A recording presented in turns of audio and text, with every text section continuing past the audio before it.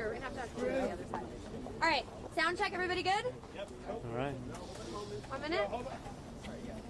Morning. How's it going? How are you? Doing well. Good now? All right. 1 minute. All right.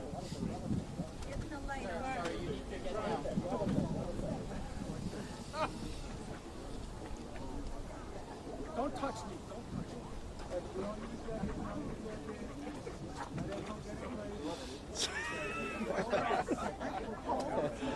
No. We have to name this official Zohran. I've got a thermal on.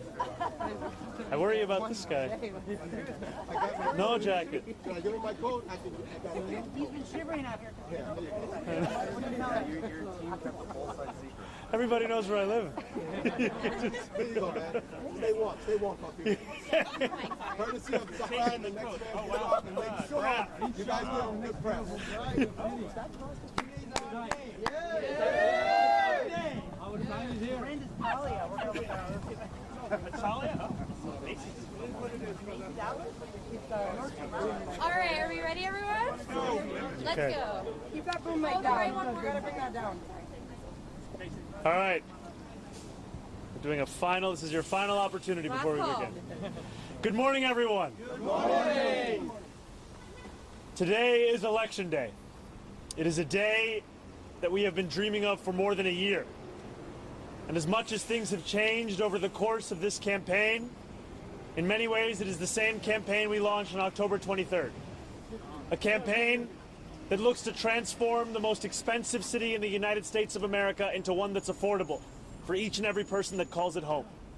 And I'm so thankful to the more than 100,000 volunteers who have brought us to this point, where we are on the brink of making history in our city, on the brink of saying goodbye to a politics of the past, a politics that tells you what it can't do and really what it means to say is what it won't do, and to usher in a new era in this city where we understand that we do not get to choose the scale of the crisis we face. We simply get to choose the manner in which we respond. And it is time to finally respond with the urgency that New Yorkers deserve. An urgency that reckons with these same New Yorkers having had to face rent hike after rent hike year after year. These same New Yorkers having to wait for buses that never come. These same New Yorkers that have to move out of this city when they want to raise a family. And these same New Yorkers who have grown tired of going on Street Easy to find apartments in Jersey City because that's the only place they could consider affording. It is time now for a new day in our politics. And it is an honor and a privilege to be a part of a movement that has fought every single day to bring that day forward. And today, we have until 9 p.m. to say that our time has come. Thank you very much. How important All right, we'll take some questions. How important is margin of victory tonight in terms of what you would say is your mandate to get these affordable housing, free buses, and all the other initiatives? I believe that victory is a mandate in and of itself. All right. Yeah, go ahead, Zach. Mr. Mamdani, why did you choose to vote in person today instead of voting early? You know, I wanted to make sure that I took every opportunity to speak to New Yorkers across the 5 boroughs throughout the duration of early voting, and it was a joy to vote alongside my wife this morning. On number All right, we'll go here. On Chris, ballot go ahead. question number 4. Yes. There's been some concern that would empower the mayor too much when it comes to housing construction. Did that at all cross your mind before you decided to vote yes? And how would you use that power responsibly if you are elected? That is a power, like all mayoral power, that must be used to deliver for New Yorkers. And I am looking forward to working alongside the City Council in delivering the kind of investments that so often communities have been denied, and to finally ensure that we understand the strength of this city be measured by the neighborhoods furthest from City Hall, not by the ones just closest. Zohran, Sorry, we'll go right here, right here. Are you concerned at all about any voter intimidation? There were some issues in New Jersey this morning, North Jersey, of bomb threats with voting locations, not here, but your level of concern that that could play out here somehow? It's incredibly concerning.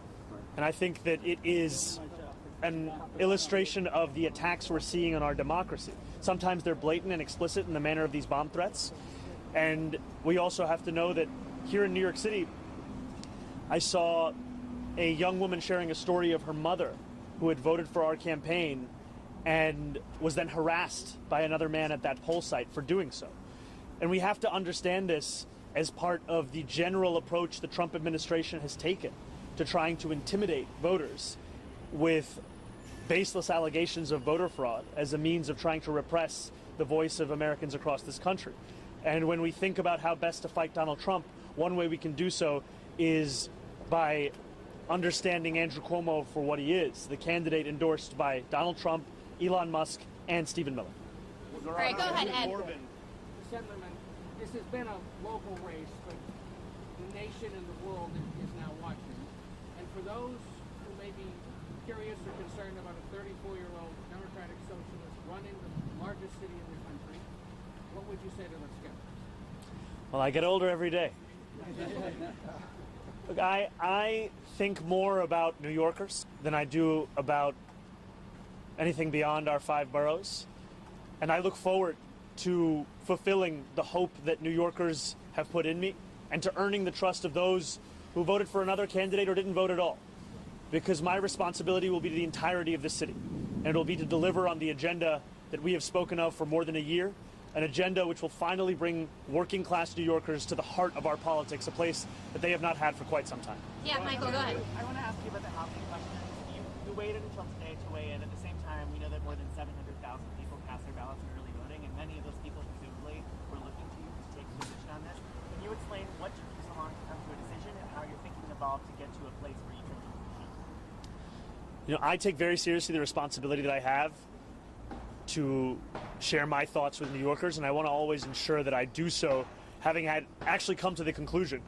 And I took the time to have conversations with stakeholders, policy experts, and wanted to make sure that I was deliberate in the decision that I made, and that's where I've landed. Zohran, Jeremy All right, we're gonna go Corbyn's right phone here. banking for you this Excuse me, sir. All right, right here. You think that this is bigger than New York, that your victory can turn the tide, change the conversation for the left in Europe and inside the Democratic Party in the United States? My ambitions are squarely within these 5 boroughs, my friend. Thank you. Jeremy Yeah, we're Corbyn's gonna go right phone here. banking Yeah. for Reduce federal Assemblyman funding if you win. What are your thoughts on that? Sorry, could you say it one more time? President Trump says he plans to reduce federal funding if you win. What are your thoughts on that? You know, President Trump also encouraged every New Yorker to vote for Andrew Cuomo. There are many things that he will say and that he will do that will not actually bear out in the results within our own city. I will treat his threats as they deserve to be treated, which are the words of a president and not necessarily the law of the land. And too often we treat anything that he says by virtue of who's saying it as if it is already that law. And it is time that we have a mayor who stands up for New Yorkers each and every day, not one who's willing to sacrifice those New Yorkers so that they can stand up for themselves. Zohran, right, Jeremy last question right Corbyn here. was phone banking Go for ahead. Assemblyman. Any last-minute message for New Yorkers who may be concerned that the president will follow through on his threats if you win tonight? I look forward to representing those New Yorkers and look forward to fighting for every single dollar this city is owed.